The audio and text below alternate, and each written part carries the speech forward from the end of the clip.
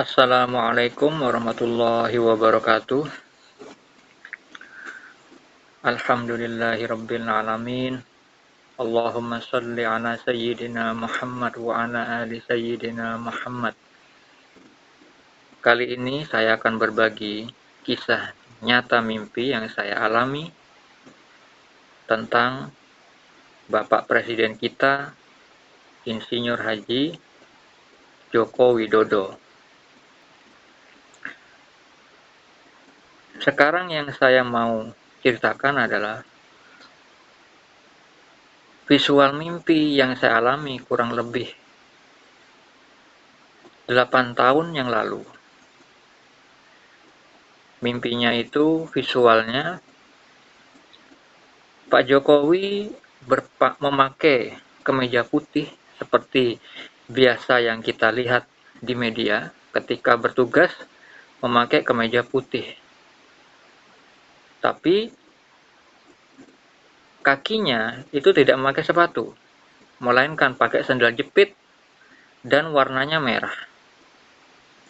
Di mimpi itu ada beserta saya juga yang juga memakai sandal jepit. Jadi saya dengan Pak Jokowi berdiri berdekatan, saling berhadapan seperti menunggu seseorang. Pak Jokowi ini menunggu seseorang. Terus beliau sedang menelpon di depan saya. Jadi sangat dekat ketika kita berdiri. Saya melihat kaki saya pakai sandal jepit, kaki beliau juga pakai sandal jepit. Ya.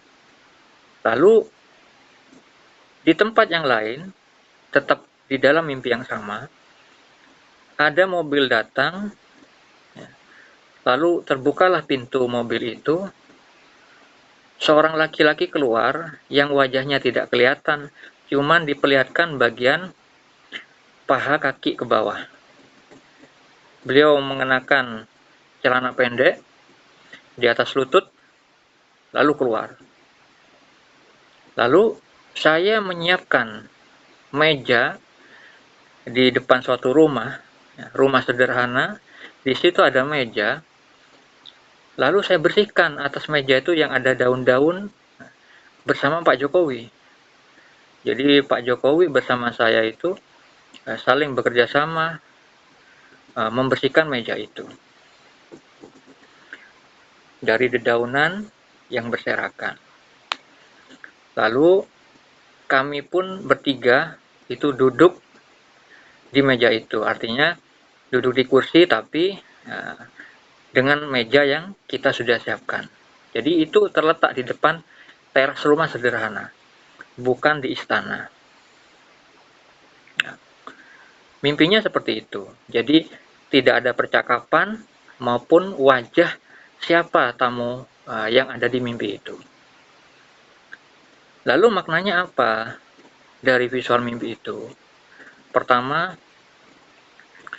kita bahas tentang apa yang dipakai Pak Jokowi, ya, yang ada di visual mimpi tersebut. Baju beliau itu memakai kemeja putih, seperti sebagaimana beliau bertugas di kepresidenan. Ya, itu adalah simbol kesederhanaan beliau. Warna putih itu melambangkan kesucian, ketulusan hati. Sebagaimana di hadis Nabi Muhammad SAW pernah bersabda tentang warna putih itu terbaik bagi kita, umat Islam. Yang mana hal itu dipakai untuk kain kafan bagi seorang muslim yang sudah meninggal. Terus di hadis beliau yang lain, Islam itu istilahnya ditegakkan dengan kesucian, kebersihan. Jadi beliau itu memakai kemeja putih, bukan jas kepresidenan, melainkan baju sederhana yang biasa beliau pakai setiap beliau bertugas belusukan kemana-mana. Jadi itu ketulusan hati beliau, bisa dikatakan bahwa beliau ini adalah presiden yang melepas jubah kepresidenan. Artinya, beliau secara syariat, secara tertulis, di gedung pemerintahan adalah sebagai presiden. Tetapi di hati beliau tidak membawa jabatan itu ketika menjalankan tugasnya. Artinya, beliau tidak menampakkan dirinya sebagai orang yang nomor satu. Melainkan di hati beliau, beliau adalah sama-sama manusia biasa yang ditakdirkan oleh Allah untuk memimpin rakyat Indonesia. Sehingga dengan adanya pembawaan seperti itu di dalam hatinya, maka tidak mungkin beliau bersikap sombong, pamer atas pangkatnya, meninggikan dirinya sendiri terhadap orang lain yang mungkin tidak memiliki jabatan sebagai seorang presiden. Beliau tidak seperti itu. Buktinya, di dalam mimpi sebelumnya, kenapa beliau itu divisualkan sujud dengan adanya lafaz Allah di sebelah kanan beliau. Sujud itu simbol dari kerendahan hati. Kepala beliau yang pada umumnya biasanya kita berdiri tegak, menegakkan kepala kita jauh dari tanah. Tapi ketika di mimpi itu divisualkan beliau sujud, itu adalah simbol kerendahan hati. Ya. Simbol adalah simbol bahwa beliau ini bukan orang yang sombong, bukan orang yang angkuh. Sebagaimana di dalam Al-Quran yang disebutkan bahwa suatu ayat yang menjelaskan iblis diperintah oleh Allah untuk bersujud kepada Nabi Adam alaihissalam. Iblis tidak mau bersujud, tidak mau mengikuti perintah Allah karena iblis merasa dirinya lebih baik daripada Nabi Adam alaihissalam, karena iblis diciptakan dari api, sedangkan Nabi Adam alaihissalam dari tanah. Akhirnya iblis menolak untuk bersujud kepada Nabi Adam. Sujud di ayat itu bukan berarti menyembah Nabi Adam, melainkan Allah menguji apakah iblis ini memiliki sifat tawadu atau rendah hati di hadapan Allah yang maha besar, maha tinggi, maha kuasa. Ternyata iblis tidak mau bersujud, tidak mau mengikuti perintah Allah. Nah, itu bedanya dengan visual mimpi tentang Pak Jokowi pada video sebelumnya. Beliau sujud. Di samping visual sujud itu menandakan beliau adalah rendah hati orangnya karena kepalanya mau ditempelkan kepada permukaan yang paling rendah yaitu bumi. Juga beliau adalah orang yang taat sesuai kemampuan, sesuai kadar keimanan yang memang Allah sudah takdirkan sejak usia beliau 4 bulan di dalam janin kandungan.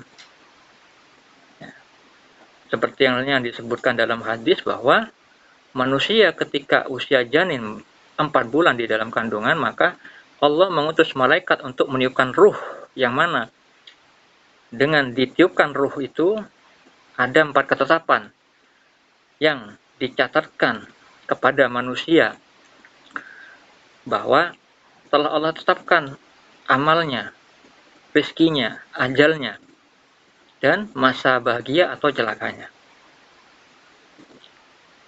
Jadi visual sujudnya beliau dengan lafaz Allah, beliau diridhoi Allah, memimpin negeri ini. Dengan bukti nyata di dalam kehidupan beliau, beliau adalah dari kalangan orang yang sederhana, rakyat biasa, yang seperti beliau pernah katakan sering digusur di saat masih kecil, hidup bersama orang tuanya. Beliau pernah merasakan pahitnya kehidupan, menjalani takdir dengan keridhaan, insya Allah akhirnya dengan pengalaman hidup seperti itu membawa dampak empati yang besar terhadap orang lain yang mungkin dulunya pernah beliau rasakan juga. Sehingga di dalam menjalankan tugas pemerintahan sebagai orang nomor satu yang diizinkan Allah untuk memimpin negara yang besar ini, beliau dilindungi oleh Allah. Karena apa? Bisa dilihat visual mimpi yang tadi saya sampaikan, bahwa kaki beliau itu tidak memakai sepatu layaknya seorang presiden, melainkan pakai sandal jepit dan warnanya merah. Apa maknanya? Kaki itu kan pondasi bagi seluruh badan. Ya. Jadi kaki itu menopang anggota badan manusia. Sebagaimana presiden itu bertanggung jawab atas rakyatnya. Beliau pondasinya latar belakang beliau memimpin bukan untuk mencari uang, bukan mencari kehormatan, bukan mencari pamor, tidak mencari keterkenalan. Karena disebutkan di dalam sabda Nabi Muhammad SAW, beliau bersabda bahwa kalau ada orang yang meminta jabatan kepada Allah dengan hawa nafsunya, maka Allah nggak akan memberi. Karena apa? Itu wujud dari kasih sayang Allah agar manusia itu tidak celaka. Ketika Allah melihat kemampuan hamba tadi tidak mampu memegang jabatan amanah sebesar itu yang nantinya akan dimintai pertanggungjawaban di akhirat, maka Allah memperjalankan sifatnya yang maha pengasih, maha penyayang, maha penjaga dengan tidak memberikan kepada hamba yang tidak memiliki kemampuan untuk memimpin. Apalagi yang hatinya penuh dengan kecintaan kepada duniawi, cinta kepada kehormatan, cinta kepada jabatan. Allah tidak akan memberi kalau Allah memakai sifatnya yang maha pengasih lagi maha penyayang. Tetapi di dalam hadis itu, kalimat berikutnya yang disabdakan Nabi Muhammad SAW, jika seseorang itu meminta jabatan dan misalkan itu diberi oleh Allah, maka ketika dia mendapatkan masalah dengan apa yang dia minta, maka Allah tidak akan membantunya.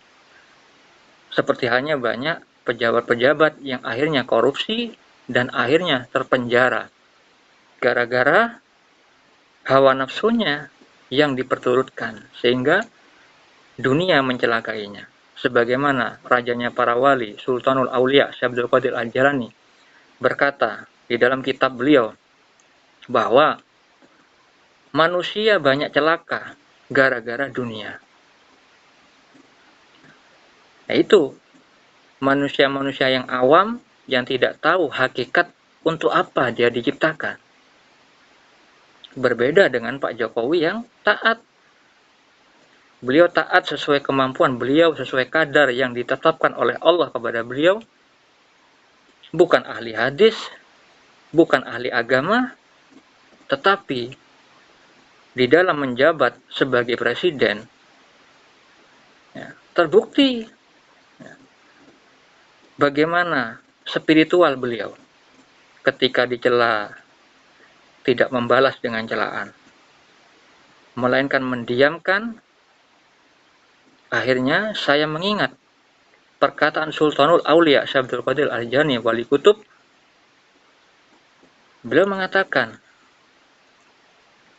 jangan menghalangi takdir Allah. Artinya, bertindaklah sesuai ketetapan Allah. Menyatulah dengan kehendak Allah. Sukailah apa yang Allah sukai. ridolah terhadap ketentuan yang Allah pilihkan untuk kamu. Jangan lari dari takdir. Ini memang untuk makom ilmu para wali. Kalau orang awam kebanyakan ketika diberi musibah, diberi suatu hal yang tidak mengenakan, ingin segera keluar dari musibah itu. Ingin segera cari jalan keluar dari masalah itu. Ketidaksukaannya ketika Allah memberikan suatu ujian yang tidak mengenakan, orang awam tidak mungkin mampu bersabar, tidak mungkin menikmati ujian itu. Yang mana sudah disebutkan oleh Nabi kita, Nabi Muhammad SAW dalam sebuah hadis, bahwa semua urusan mukmin itu ajib, baik. Ketika diberi kebaikan, bersyukur. Ketika diberi keburukan, bersabar. Dan itu tidak bisa dilakukan kecuali seorang mukmin. Itu kata beliau. Artinya, seorang muslim itu tidak mampu menjalankan rasa syukur ketika dapat kebaikan dan bersabar ketika dapat musibah, keburukan. Jadi seorang muslim itu belum tentu seorang mukmin. Tapi seorang mukmin pasti seorang muslim. Sesuai dalam firman Allah di dalam surat Al-An'am 132, bahwa manusia itu ada tingkatannya. Dan Allah mengetahui apa yang mereka kerjakan. Begitu juga dengan Pak Jokowi. Bagi orang awam, Pak Jokowi mungkin nggak tegas kepada orang-orang yang menghina beliau. Tapi bagi orang yang sudah ma'rifatullah, orang yang sudah mengenal Allah, itu justru kelebihan beliau. Karena beliau memakai sifat Allah yang penyayang. Beliau melihat orang dari sisi baiknya, dari sisi positifnya. Sehingga dulu ketika ada orang pemuda yang menghina Pak Jokowi, justru diberi modal untuk usaha. Ini sesuai dengan anjuran Allah Subhanahu wa Ta'ala untuk membalas keburukan dengan kebaikan. Begitu juga daerah yang dulunya tidak pernah memilih Pak Jokowi sebagai presiden, tapi Pak Jokowi tidak melihat itu suatu penghalang bagi diri beliau untuk membangun kawasan itu. Sehingga orang alim di area itu memuji atas akhlak Pak Jokowi yang tidak ada dendam kepada masyarakat di kawasan itu. Itu kenapa orang alim memuji Pak Jokowi? Karena Allah lah sebenarnya yang memujinya melalui lisan orang alim tersebut. Dalam ilmu hakikat, orang sudah bermakrifatullah memahami bahwa semua kebaikan dan semua kemudorotan hakikatnya adalah perbuatan Allah. Ketika orang yang berbuat buruk dapat keburukan dari orang lain, maka hakikatnya Allah lah yang membalas melalui orang yang berbuat buruk itu. Begitu juga ketika seseorang hamba Allah berbuat baik, Allah balas dengan kebaikan, maka orang-orang akan dipakai oleh Allah dalam tanda kutip, dipakai dalam tanda kutip sebagai sarana bagi Allah untuk memuji orang itu. Seperti halnya sekarang Pak Jokowi ketika datang ke pelosok-pelosok negeri, dimanapun beliau datang, pasti banyak lautan manusia, banyak orang-orang menghampiri beliau, minta foto, nangis-nangis, baik itu dari kalangan anak kecil, balita yang seharusnya belum pernah, ya, istilahnya wajahnya belum matang untuk mengetahui mana orang baik ataupun tidak, tapi seorang balita bisa mencintai Pak Jokowi, dari kejauhan menangis, lalu minta dipeluk. Tidak satu orang, banyak anak kecil seperti itu sikapnya kepada Pak Jokowi. Begitu juga pelajar, begitu juga seorang yang sudah remaja, begitu juga orang yang sudah dewasa, dan maupun orang-orang tua, seorang kakek, seorang nenek, semua ingin bertemu beliau. Jadi itulah bukti dari Allah, keridhaan Allah terhadap Pak Jokowi memimpin negeri ini.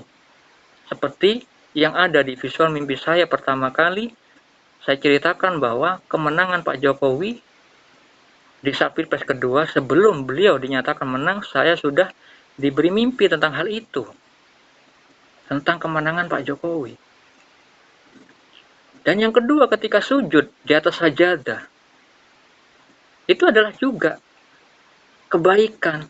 Walaupun saya tidak tahu dengan mata dohir saya, tidak pernah hidup bersama beliau. Tapi Allah memberitahukan di dalam mimpi. Perlu diketahui untuk khususnya orang Islam, ya, bahwa mimpi itu bukan hanya sebagai bunga tidur, melainkan memiliki kedudukan yang tinggi di dalam syariat Islam. Karena apa? Mimpi difirmankan Allah di dalam Al-Quran. Dan juga disabdakan Nabi kita, Nabi Muhammad SAW, di dalam banyak hadis sahih. Seperti diantaranya yang sering saya sampaikan pada video di channel ini. Di dalam surat Yusuf, Nabi Yusuf alaihissalam diberikan sebagian karunia ilmu takwil mimpi, ilmu mengartikan mimpi. Bisa Anda lihat di surat Yusuf ayat 6. Ya. Di situ disebutkan bahwa Nabi Yusuf alaihissalam memiliki kedudukan yang tinggi di sisi Allah. Akhirnya, ya, di situ juga disebutkan Nabi Yusuf alaihissalam diberikan karunia sebagian ilmu takwil mimpi. Contoh-contoh mimpi banyak disebutkan di dalam surat Yusuf. Juga disebutkan di dalam surah As-Saffat ayat 102 tentang perintah untuk menyembelih Nabi Ismail. Yang diperintahkan oleh Allah adalah Nabi Ibrahim alaihissalam, yang akhirnya kita ketahui sekarang sebagai Hari Raya Kurban atau Hari Raya Idul Adha. Mimpi itu adalah sarana bagi Allah yang Maha Gaib untuk menyampaikan pesan, untuk menyampaikan peringatan, untuk menyampaikan teguran. Bisa terkait dengan takdir yang akan terjadi, seperti hanya di surat Yusuf diceritakan tentang seorang raja yang bermimpi tentang 7 ekor sapi betina yang gemuk dimakan oleh 7 ekor sapi betina yang kurus, dan tentang 7 gandum yang kering dan 7 gandum yang tidak kering. Itu terkait dengan takdir yang akan terjadi tentang masa paceklik, di mana Nabi Yusuf alaihissalam, ya, sangat membantu di saat itu, yaitu menakwilkan mimpi seorang raja tersebut. Akhirnya pesan dari Allah tersampaikan kepada raja, begitu juga dengan rakyatnya di saat itu, sehingga bisa melalui takdir yang memang Allah sudah tetapkan sejak zaman yang azali, sejak 50.000 tahun sebelum langit bumi diciptakan.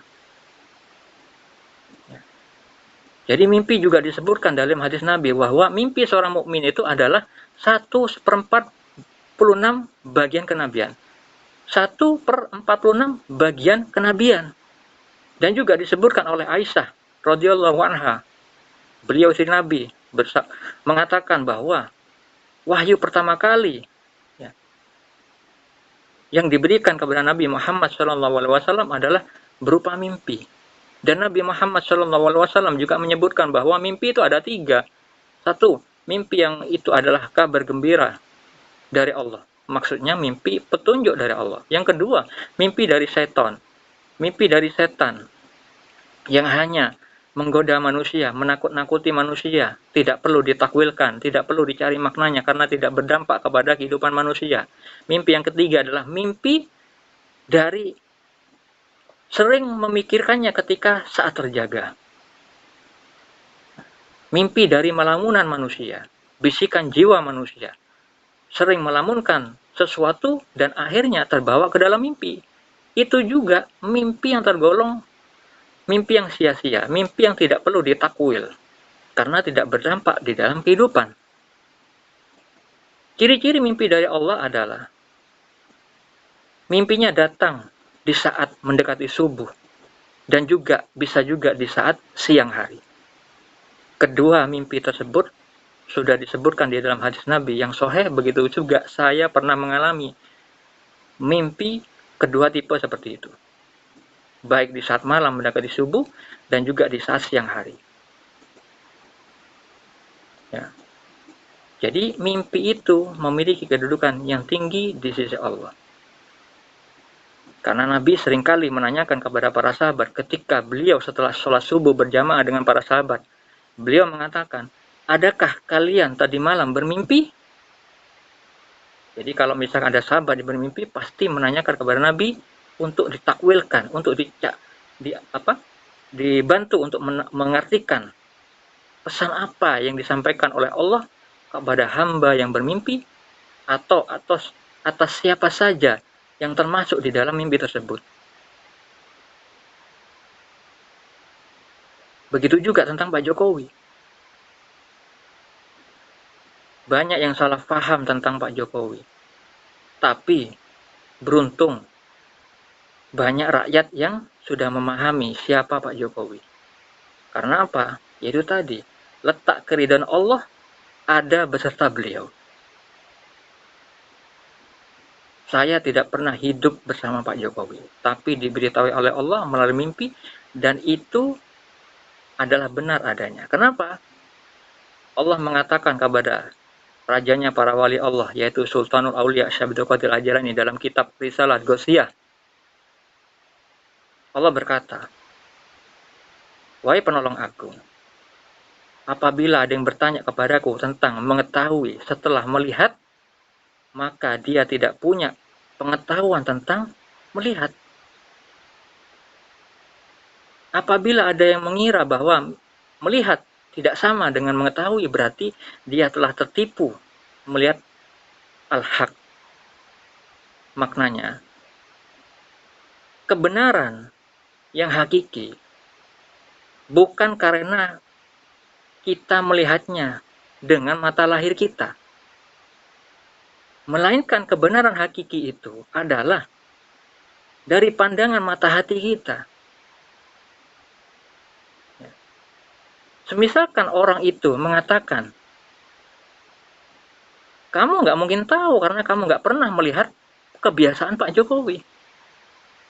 Berarti itulah yang Allah katakan. Apa? Berarti dia tidak punya pandangan tentang melihat dengan mata hati. Artinya dia tertutup dari kebenaran. Akhirnya tidak mungkin mendapatkan kebenaran yang hakiki dari sudut pandang Allah. Ya, ini terkait dengan ilmu ma'rifatullah, ilmu-ilmu para wali Allah, yang mana seperti disebutkan di dalam Al-Quran, seperti hanya yang disebutkan oleh Nabi Yusuf alaihissalam tentang menakwilkan mimpi dua orang yang masuk di dalam penjara itu beliau menakwilkan dengan benar bahwa yang satunya akan dibunuh, satunya dia akan menjadi seorang pembantu raja. Padahal beliau Nabi Yusuf alaihissalam tidak pernah hidup bersama dua orang itu. Tapi dengan ilmu dari Allah yang Maha mengetahui awal dan akhir kehidupan seluruh makhluk, maka ilmu itulah yang sebenarnya yang hakiki, yang sebenar-benarnya kebenaran dari Allah yang Maha mengetahui, yang Maha alim. Jadi makanya ketika ada orang yang mencela Pak Jokowi, karena fisiknya, karena perilaku secara pandangan matanya, maka dia pasti tertipu. Nggak akan melihat kebenaran dari sudut pandang Allah. Seperti hanya saya mengetahui kebaikan Pak Jokowi, walaupun tidak hidup bersama beliau, tapi saya banyak tahu tentang beliau. Pernah saya juga bermimpi, saya diundang makan oleh beliau dan Ibu Iriana. Dan mereka tersenyum berdua dan juga ada Gibran di situ. Beliau berkata kepada saya, Pak tolong Pak. Itu sebelum Gibran menjadi wali kota seperti sekarang. Jadi itu adalah pesan dari Allah. Yang mana? Satu, Pak Jokowi dan Ibu Iriana itu orangnya ramah. Karena di situ divisualkan senyum kepada saya dan menjamu makan. Artinya beliau bukan orang kikir, bukan orang pelit, suka memberi. Seperti hanya sering Anda lihat di video di YouTube yang sekarang itu banyak tayangan-tayangan beliau ketika memberi sesuatu pada orang, membeli suatu dagangan milik orang. Itu beliau melebihkan. Ya. Itu bukan karena gengsi, karena memang dari hatinya yang bersih. Memberikan kesempatan berfoto. Sampai-sampai seingat saya pas pampresnya mengatakan kalau misalkan foto itu ngeblur atau buram disuruh ulangi sama Pak Jokowi supaya orang itu senang mendapati foto yang bagus. Nah, itu detail sekali perlakuan dari seorang presiden nomor 1 di Indonesia terhadap hal-hal kecil. Itu hal sepele bagi orang yang nggak makrifat. Tapi bagi orang yang sudah mengenal Allah, hal-hal kecil, kebaikan sekecil apapun yang bisa menyenangkan orang, itu adalah kebaikan diri yang hakiki dari sisi Allah sebenarnya. Yang diperjalankan, yang diaplikasikan kepada hamba-hamba yang dipilih oleh Allah. Sebagaimana Nabi Muhammad SAW menganjurkan kepada kita semua agar tidak menyepelekan kebaikan apapun dari Allah. Walaupun hanya senyuman terhadap saudara sesama muslim. Pak Jokowi detail orangnya. Ketika turun ke pasar kemanapun, beliau siapin kaos untuk diberikan kepada rakyat. Diberikan buku kepada anak-anak. Diberikan waktu untuk berfoto. Menyalami mereka. Mendengar keluhan mereka. Begitu juga di visual mimpi saya yang tadi saya sampaikan. Saya sama beliau itu rapat di suatu meja dadakan. Nggak perlu memilih istana sebagai tempat untuk merapatkan suatu kemaslahatan orang banyak. Tapi beliau bisa melakukan rapat atau melakukan suatu pembicaraan tentang keperluan orang-orang banyak di dalam berbagai macam kondisi. Beliau bisa menyesuaikan. Jadi di visual mimpi saya itu meja yang berserakan daun dibersihkan, lalu bisa aja kita rapat di situ. Jadi mimpi itu alam ruh, perlu Anda ketahui. Bukan alam jasad.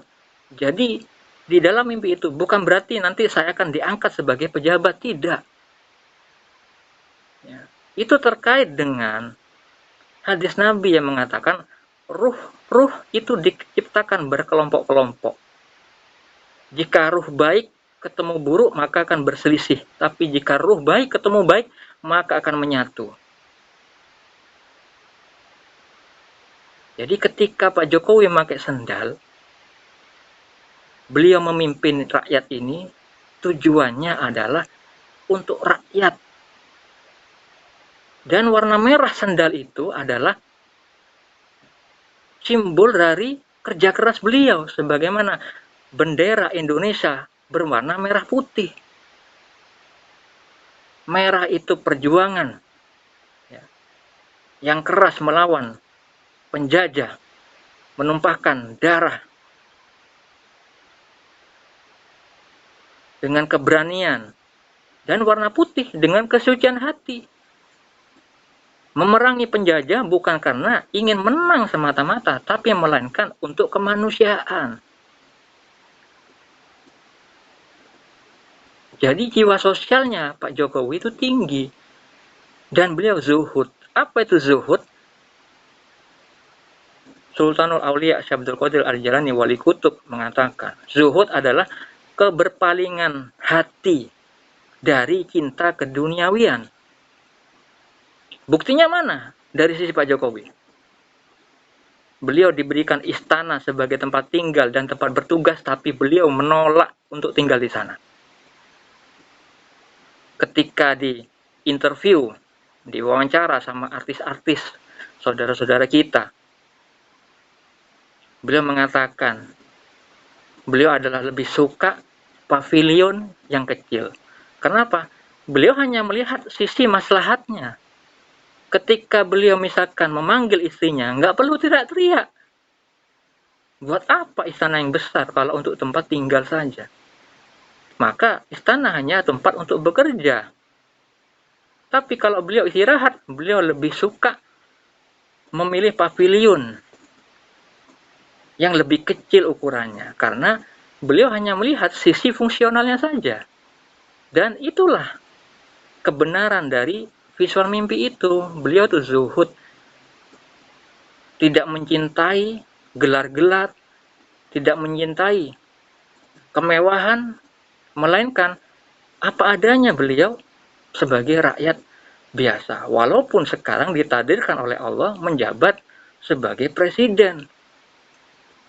Itu yang saya maksud, presiden tapi melepas jubah kepresidenannya. Jadi tamu yang tadi memakai mobil tapi pakai celana pendek yang tidak diketahui wajahnya. Kenapa divisualkan begitu sama Allah? Itu tamu memakai mobil, artinya orang ini dari kalangan orang kaya. Tapi beliau memakai baju yang casual, artinya tidak formal ketika menghadap Pak Presiden. Kenapa? Jadi Allah memberitahu di dalam mimpi itu bahwa presiden kita ini orangnya humble, ramah.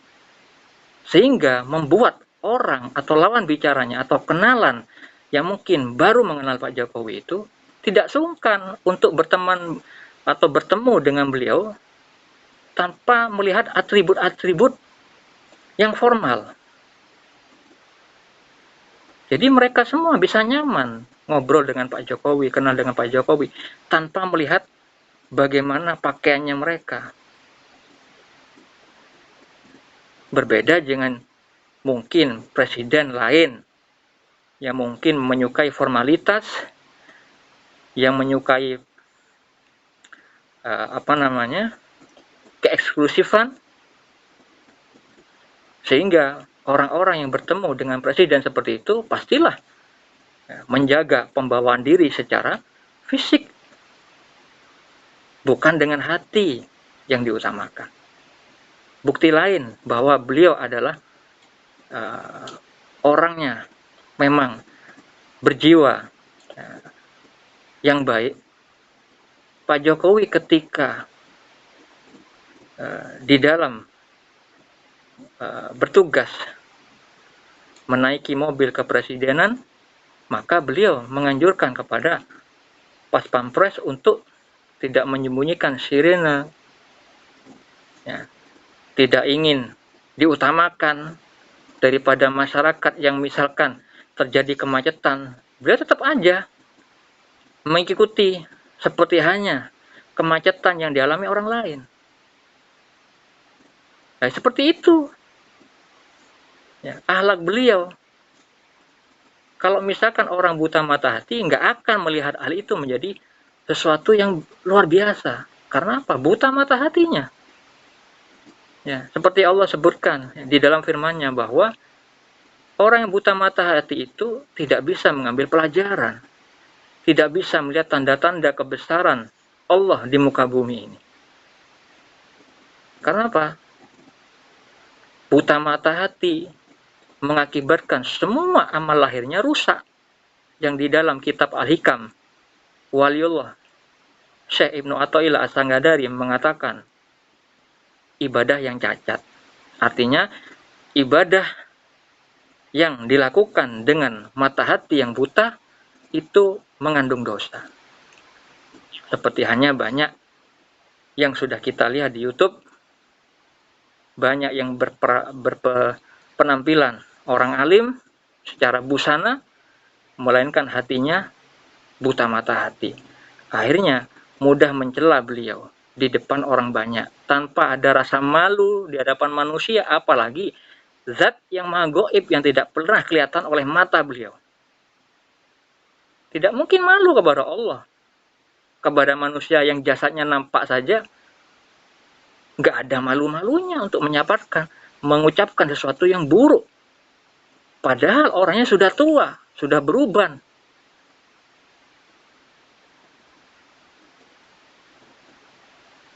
Jadi, saudara-saudariku muslimin muslimat, mukmin mukminat,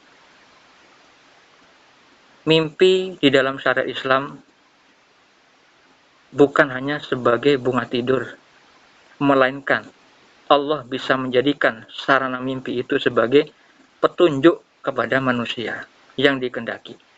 Bisa menjadikan sebagai sarana untuk menegur hamba-hamba yang dikehendaki kebaikannya. Bisa dijadikan sarana untuk memberikan suatu peringatan. Begitu juga tentang pendidikan, tentang ilmu hikmah. Sebagaimana Nabi Muhammad SAW juga pernah bermimpi tentang orang yang menggosok gigi, tentang siwak. Yang mana di mimpi itu beliau mendahulukan anak muda daripada orang tua, lalu ada yang berkata, dahulukan orang tua. Nah, itu pendidikan. Itu ilmu dari Allah melalui mimpi kepada Nabi kita, Nabi Muhammad SAW. Jadi, itu yang mungkin bisa saya sampaikan tentang mimpi. Yang ketiga tentang Bapak Jokowi, masih ada mimpi yang lain yang belum saya ceritakan tentang beliau. Semoga materi ini bisa bermanfaat, khususnya ilmu tentang mimpi. Jadi jangan sampai seorang muslim mengatakan mimpi itu hanya bunga tidur. Ya. Karena hal itu dijelaskan di dalam Al-Quran maupun hadis Nabi, bahwa mimpi itu adalah sarana bagi Allah untuk memberikan petunjuk. Dan